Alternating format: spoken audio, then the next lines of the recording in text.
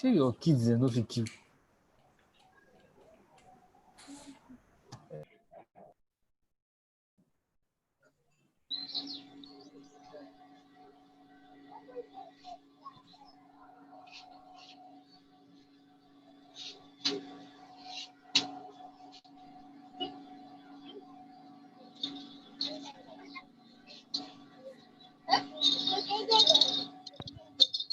Thank you. Sorry. Okay. So I would quickly ask the other questions because I know we're already pressed for time. But Okay. so thank God I wrote it down because they are no longer in the chat. Yeah. So Julius asked the second question was: is there any duration required to run the process before writing report for manufacturing process qualification at the stage of PQ? Okay, I need to go on. I think Did you get that? one thing, Julius, you need to get is duration for PQ. Hello, Dom. Hello. Hello. Hear you. I can hear you. So if I get Julius's question right, the second question is asking duration for manufacturing process, and he also mentioned PQ. So let's not mix things up. Manufacturing processes get validated, equipments get qualified. So are you referring to a manufacturing process or an equipment? Manufacturing process. So for a manufacturing process, rule of thumb is you just have to run 3 consecutive batch manufacture. So it depends on your manufacturing process. For some people, a batch manufacture takes a day. And for some people, a batch manufacture takes 30 minutes. So you manufacture 3 batches. You know how long that will take you. And then you pick out your results. You take your samples and you conduct your test. So you know how long it will take you to conduct your respective test for whatever criteria you're looking at. And then your reports should take you maximum a week to collate. So depending on these factors that I've mentioned, it determines the duration of you getting your report. But basically, once you have all your results and your acceptance criteria against your protocol, you can write your report maximum in a week, depending on all the parameters you're evaluating. I hope that clarifies. Yeah, I think that's just simply it. Okay, so we have one other question from Jude, but before we go there, I think there's one very simple, quick one. Okay. Fumilaya Williams is asking that please, what does RSD mean? It was mentioned when you were discussing contents of qualification reports.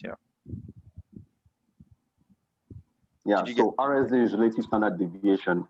So I was mentioning that you carry out series of checks, and where you want to check whether your homogeneity of mix is satisfactory, you can use your RSD as your acceptance criteria.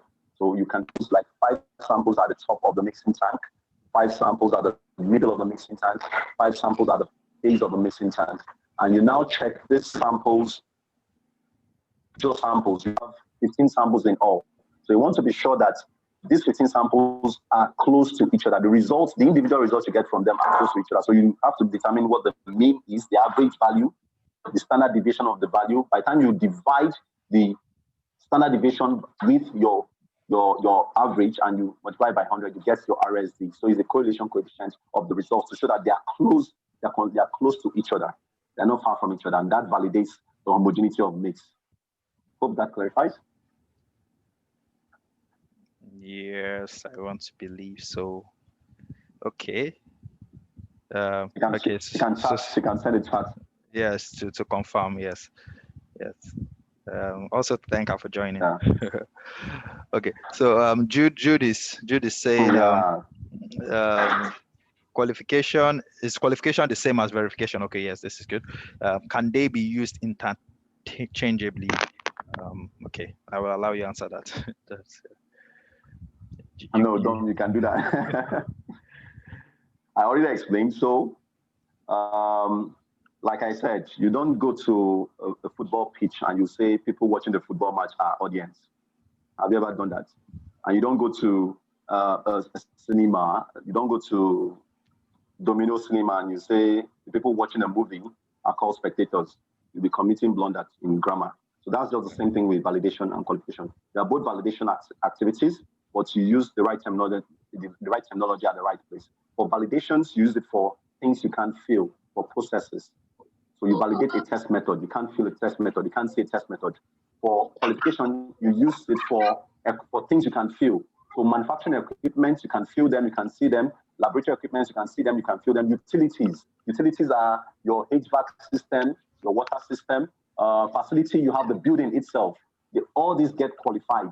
Whatever that is feasible, physical that you can touch, you qualify them.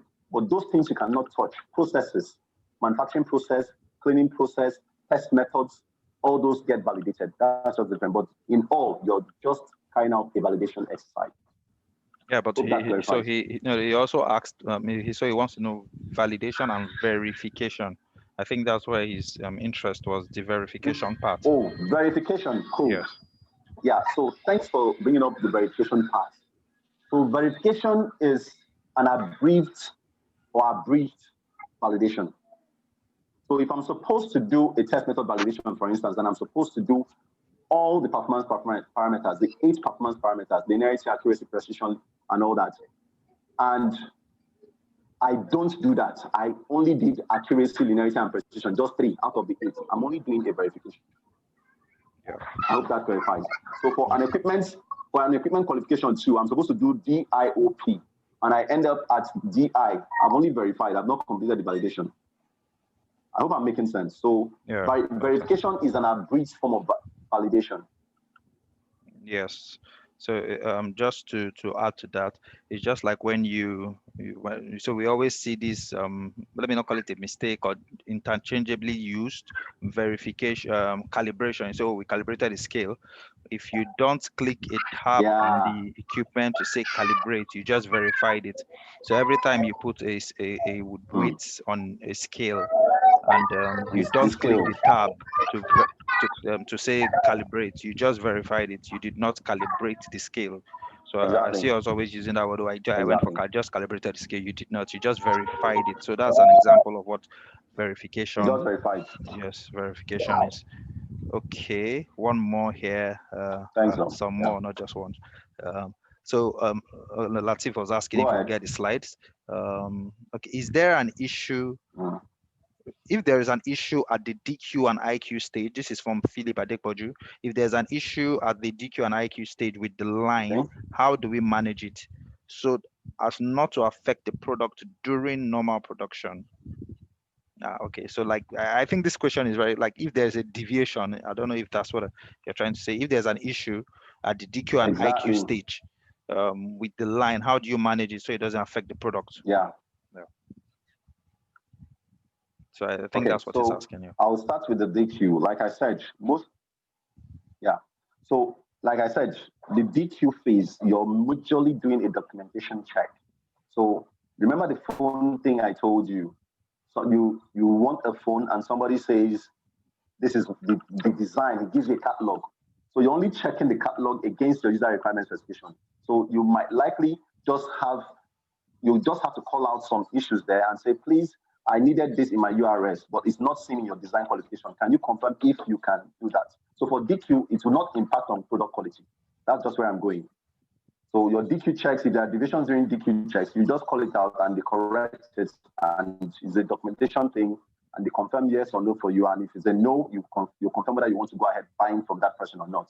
But for IQ, just to note here that for every stage of the DIOQ OPQ qualification, you need to confirm what is a non-blocking and a blocking deviation. So you need to define, when I said define in your protocol what deviations are, you also need to define what a blocking and a non-blocking deviation. So for instance, you are carrying out an IQ check and you have done a mechanical check that says if you put this pressure of air, you would get this speed.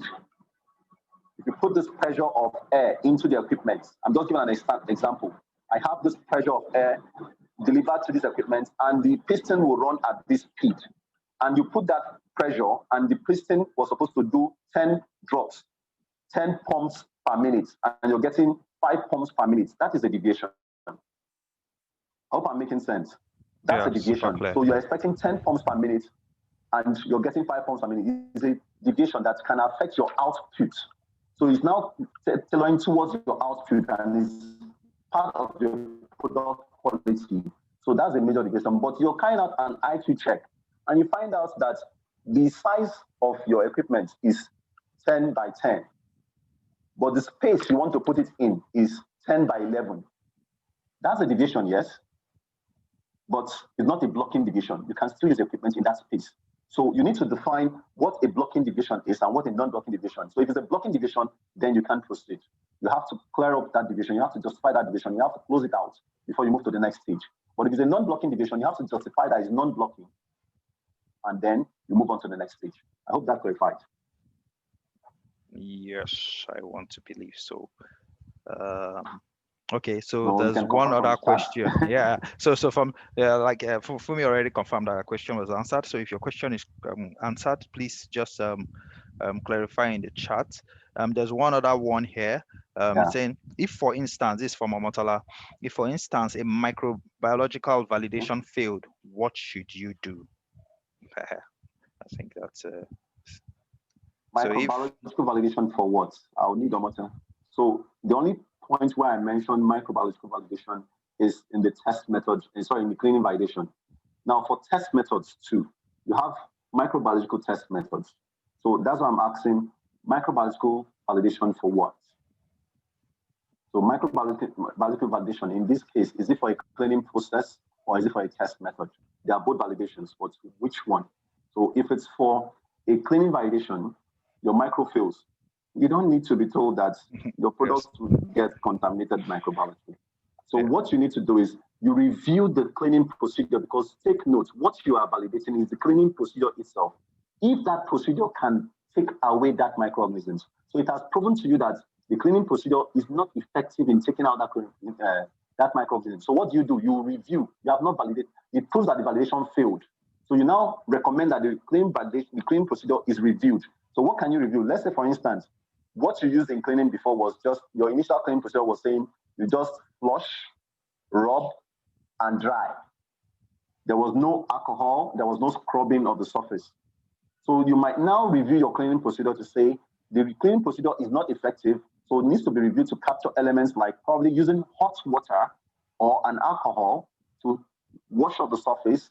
While doing this, you need to apply some pressure in form of pressure jet from water or scrubbing the surface, and then you now flush, rinse, and dry. So you see that you have validated the initial cleaning procedure as not being valid, as not being suitable. Remember that validation is to confirm that it's suitable, fit for use. So you've confirmed that that procedure is not fit for use. So you have confirmed that you now recommend what needs to be done to make it fit for use, which means you're not even meant to use that procedure anymore on your site. That's for cleaning. Now for test method, if you are validating your microbiological test method and you check that it doesn't have linearity, it doesn't have accuracy, it doesn't have precision for determining the organism you want to assess in the sample analyte, then that test method is not valid for use in determining what you want to determine. So you recommend to get another test method for that purpose, another microbiological test method for that purpose. I hope that clarifies the question.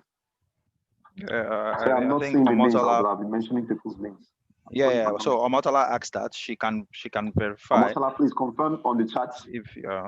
But I think it's very clear. If your mibio validation fails, you should you should not go ahead, because micro is one very it's like a high risk test, high risk validation. Exactly. It's very high risk. So because you now need to start tracing where the mibio failure is coming from. So it's not something you even want to. It's not even something you should do a funny kappa for. Like your kappa will be very robust to understand why there's a failure. There's a failure, because it also takes you 5 days to do your test to confirm and all of that. It's something that will take you a very long time to check. Okay, so yeah, Thanks, she'll Don, for confirm putting to that in. us. That's it's very, very critical. Yes. So, okay, Louis is always also asking, say verification consists of qualification where you have no OEM documents to guide machine and equipment design specification. Will you qualify or validate the equipment? Yeah, I don't know if you got that. So where you don't have an OEM document to guide your machine equipment. Come again. So where you don't have an OEM document to guide machine and equipment design specification, will you qualify or validate the equipment? Do you get that? Qualify the equipment, don't validate the equipment. Yeah, will you qualify? Yeah, the right terminology again. You need to qualify the equipment. So yes. So I've been in situations where we reached out to an OEM for even qualification documents, and they tell you they don't have. And I have situations where I had to qualify old equipment that nobody knows where the documents for that equipment is. So you can look at the purpose for which this equipment is meant for, and you draft your own protocol. There are generic protocols you can use, the OQ and the PQ. So in the to be doing a form of verification, IQ verification. Sorry, an installation verification. That's what you're doing at that stage. But at the operational qualification stage, you know very well that you have your own request. You know what this equipment needs to be done for you. And you've been using this equipment for over the years. You know how you put it on, you know how to set it, you know how to shut it down. You can do those operational checks for it to confirm that, yes, I have done this check, though I don't have the OEM's procedure, but I've done this test on my own based on previous knowledge, retrospective validation. You're qualified at that point. Then you can also do a performance check. You can use retrospective historic data. So I've used this equipment for 10 years. I've reviewed I've done an annual product review for the products produced from this equipment for 10 years. And of all the products, none of them failed, or I had 0.5% failure. You would have defined the acceptance criteria for this level of failure if it would classify that equipment's performance as being valid or it has failed the acceptance criteria. So it's still a risk-based approach to define all this stuff. But basically, for an equipment you do not have OEM support or OEM documents against your DQ, you can qualify it. But at the installation qualification stage, you might just be doing a verification. But at OP, at the operation and performance, you can do a complete qualification for those ones. I hope that clarifies, Louis. Yeah, okay. He will comment. So we have 2 more questions, but before that, I think we'll answer our questions fast now. But I see Fumi is raising her hand, and so you can unmute and ask the question directly while I prepare the next 2 questions. Yeah, I have to allow. The name sounds familiar. Yes, I have to allow her for. So it's not a question, really. I just wanted to just highlight some points for validation and verification. Okay. So I think validation is what provides the assurance, just to add on to what you said, that maybe the product or service is fit for the purpose, it can meet the requirements. But in verification, you are now doing like actual evaluation. Or, I know you said it's like a subset. So just to add that verification, you are doing the evaluation of whether what you have validated, you are able to meet it all the time to make sure that the product is right. I just wanted to add that point. Okay, yeah, thank you very much. I think that's super true, right, Kingsley? Yes, it's like after you validated or qualified an equipment, yes, the verification is also something you use to check. It's just the same way after you've calibrated the equipment, maybe you do like annual or biannual, you verify all the time to be sure that what you've done is correct. Thank you very much, Ma. Thank you. Also, the preventive maintenance is exactly. Preventive maintenance is thanks. Yeah. Okay. So this is from Fire Care. So from the explanation on verification, does that mean that pH meter always gets calibrated before use and not verified, considering the calibration button is pressed in the process? Okay, you want to take that, or should just? So yeah, so fine. Okay, what if you go right with what Dominic explained? Some people take the buffers. Buffer 7, they check, it gives you 7. They check buffer 8, it gives you 8. They check buffer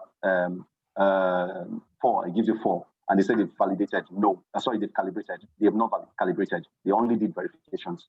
But the moment you press your tab, the calibration tab, it switches the equipment to the calibration mode from the manufacturer. And if you check, it will give you a final result that doesn't just say your pH, your buffers met their respective ratings. It will tell you the percentage at which it met.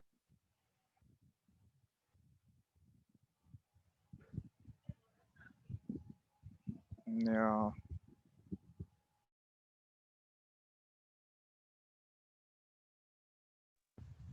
I think something went wrong with Kingsley's network. Can you all still hear me or hear Kingsley? We can hear you. We can hear you. Only Dominic. Oh, okay.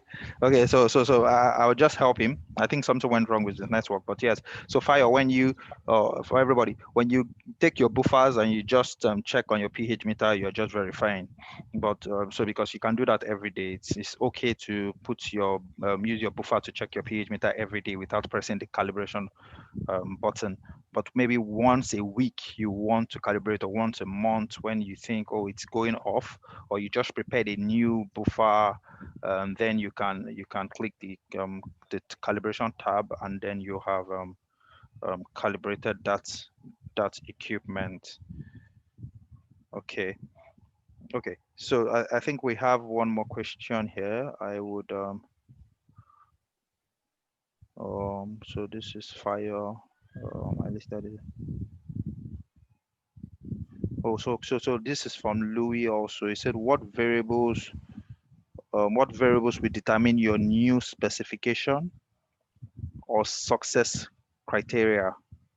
Your new specification, or I think it's a second to okay. I didn't get that question correctly.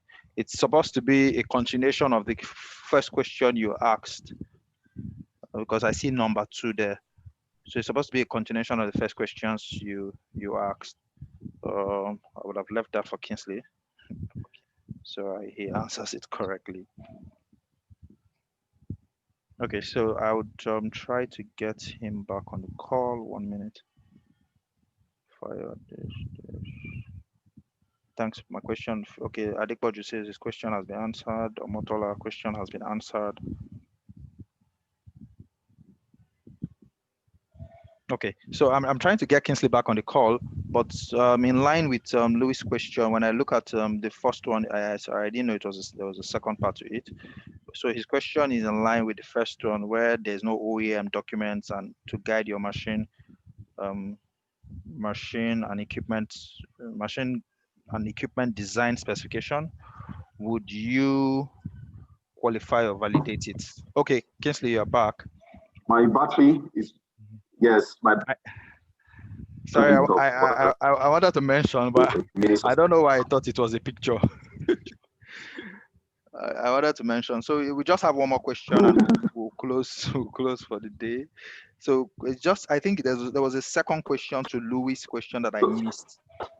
He was asking if what variables will determine your new specification and success criteria. I think it was a continuation because Fire's question came in between, so I didn't see it. So it's a continuation to when he was asking when you don't have an OEM document to guide your machine or equipment qualification. So now he's asking as a sequel to it that what variables will determine your new specification and success criteria? I don't know if you get it. Yeah. Okay, Dominic, can I speak directly? Maybe. Okay. Yeah. That's my question. Okay. Okay. So, Kingsley, thanks so far for the time. Quite an interesting one. So, I know the question on a verification and the validation sometimes gets confusing, but I know that verification is part of all the 3 parts of qualification. Now, if you jump into a new equipment where you don't have any reference to the specs, the designs, how it's supposed to perform. The second part of the question is asking now, what forms your new success criteria? So you have some people who will define it as based on their own speed, or maybe complaints, or any variable that can lay their hands on. So is there any guiding principle where you can now say that at least these 3 or 2 must be your success criteria? Okay, yeah, it's clear now. Remember I said I don't during validation that before that for every validation you have a team. So for this, you don't have an OEM matrix. If you want to look at the installation code, you need to check the safety connections to check the requirements. So you need this key software artifacts. You need to get elements that which suffice the question is to define software artifacts forms as your assessment criteria for institution qualification. You and then install this and they are confirmed how and where to switch on. Kingsley is breaking. Yeah, it's breaking from here also. Yeah, I think it's you're really breaking. It's difficult to get it. So yeah, but I think what we can do, because with all of these questions, I was able to copy them out into a tab. So I think we would add the answers to them as part of the slides and share. I think that would be a good option. I don't know if that makes sense to everybody also. Yeah, at least this time around I was able to manage properly. Yeah, they can confirm the chat. Yes. So I'll pick all the questions, put them on a send them to you. You put the answers, add them to part of the slides, and we'll share with everyone. So just to thank everyone once again for joining. Thank Kingsley very much. I hope we've been able to confirm that I did not say prof for no reason. At least if you've not done validation or qualification before, you now know how to do it. If you've been doing it the wrong way previously, you now know how to do it the right way. If there were terminologies that you were not sure of, you now know how you've clarified better. So at least if you didn't learn anything, you know when to use the word validation and when to use the word qualification, and a clearer understanding of what verification is. So thank everybody for joining. This is for us our session for October. I'll share upfront what our session would look like in November. So it's just for us to continue learning. Like I always say, don't stop. If there are questions that you have, please send them in. I have contacts of everyone who has taught us on this program. I would share it with them, and they will answer. If there are ones that I can answer myself, I'll answer. It's a co-learning session. That's why I keep calling it a co-learning section. It's where everyone should be able to throw in their knowledge and share with us what they understand. Thanks to Fumi also for joining and sharing what she understands from this, and very tasking questions that I see from Momotola, Julius. So practical examples, practical questions. I think this is what it's about, so that we get a clearer understanding of what we are doing and why we're actually doing it, and do it right. So it's not just to do something to tick the box, but to do it correctly. So thank everybody. Thank you to our facilitator. Thank you, Kingsley, very much for your time. Everyone, please stay safe, stay indoors, and I think spend more time praying for our country. Yeah. Okay. So we'll send, yes, people are sending me private chats that we need the slides. We need the slides. So Kingsley, I think you need to start preparing your slides. And yeah, thank you very much. Thank you all for joining. Yeah, thank you. No problem. Yeah. Thank you. Bye-bye. Thank you. Bye. Dominic, I think I will appreciate if Kingsley can add presentation. If Kingsley can what? Julius, what did you say? I didn't get it.